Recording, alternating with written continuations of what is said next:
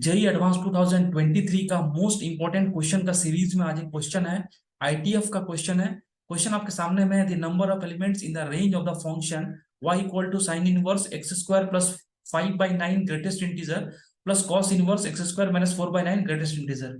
ये बॉक्स जो है ये आपको GIF ग्रेटेस्ट इंटीजर फंक्शन को डिनोट कर रहा है। तो सबसे पहले ये सवाल जो है बच्चों बहुत ही इंपॉर्टेंट है और इस तरह का सवाल आपको प्रैक्टिस करके जाना चाहिए। सवाल में आपको दो तीन कॉन्सेप्ट यहाँ पर बताऊंगा और इस तरह का कॉन्सेप्ट अगर आप सीख लेंगे तो आपको इस तरह का सवाल में मिस नहीं होगा। ठीक है ना। तो सवाल को पहले लिख लिया जाए।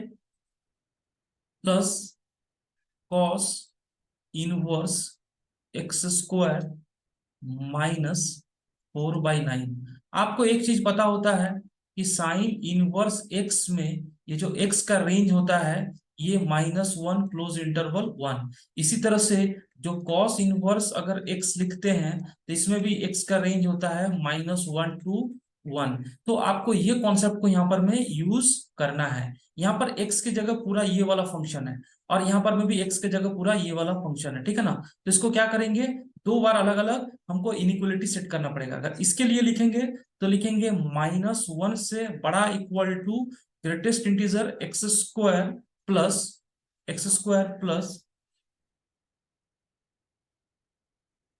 5/9 लेस देन इक्वल टू 1। ठीक है ना।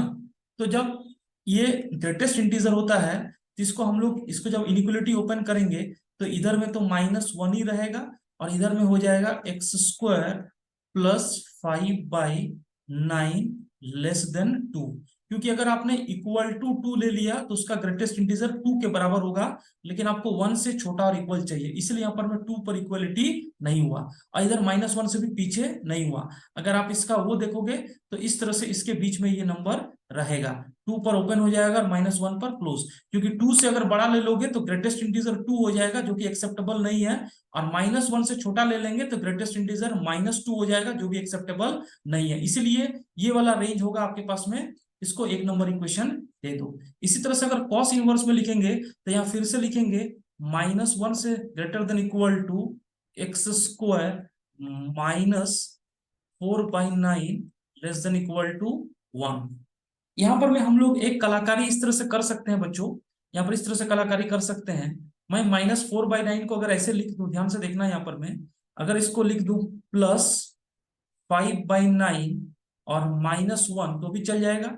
ऐसा इसलिए किया क्योंकि यहाँ पर मैं ऐसा इसलिए किया क्योंकि यहाँ पर मैं 5/9 है तो यहाँ पर में भी 5/9 होगा। ठीक है ना। तो अब इसको सिंप्लीफाई करेंगे तो यहाँ -1 से greater than equal to x² +5/9, ये -1 इस इधर से बाहर आ जाएगा प्रॉपर्टी की तरफ, तो ये -1 लेस देन इक्वल टू 1। तो -1 जब इधर ये कर देंगे तो इधर में आ जाएगा 0 greater than equal to x²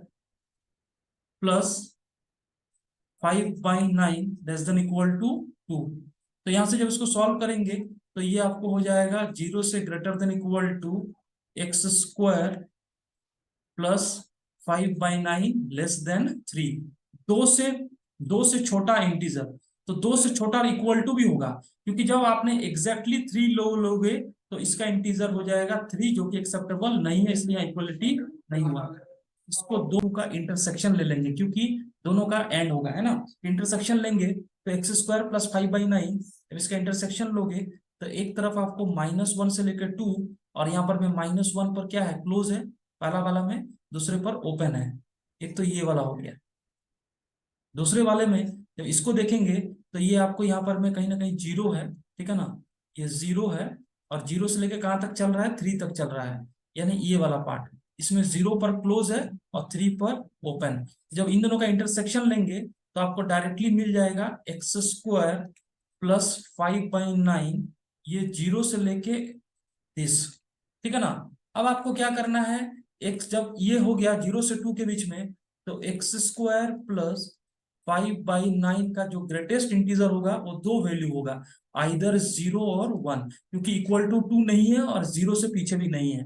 अब इसका वैल्यू पुट करना है आपको इस तरह से, sine inverse x² +5/9 plus cos inverse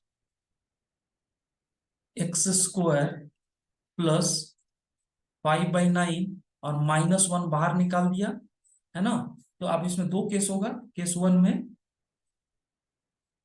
one में जब एक्स स्क्वायर प्लस 5/9 का वैल्यू 0 ले लेंगे तो इसका रेंज क्या हो जाएगा, y equal to sine inverse 0 plus यहाँ 0 - 1, ये हो जाएगा कॉस इनवर्स -1। साइन इनवर्स 0 और कॉस इनवर्स -1 पाई, यानी y का एक वैल्यू मिल गया पाई। ठीक है ना। इसी तरह से दूसरा वैल्यू जब केस टू ले लेंगे एक्स स्क्वायर प्लस 5/9, x² + 5/9, इसका वैल्यू अगर हम लोग 1 ले लिया तो y इक्वल टू ये sine inverse 1 plus cos inverse 1 -1, और साइन इनवर्स 1 कितना हो गया,